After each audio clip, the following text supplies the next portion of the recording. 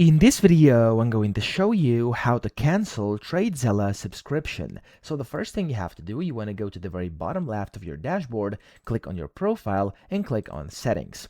In here, you want to go inside subscription, and then here you want to click on where it says cancel your subscription.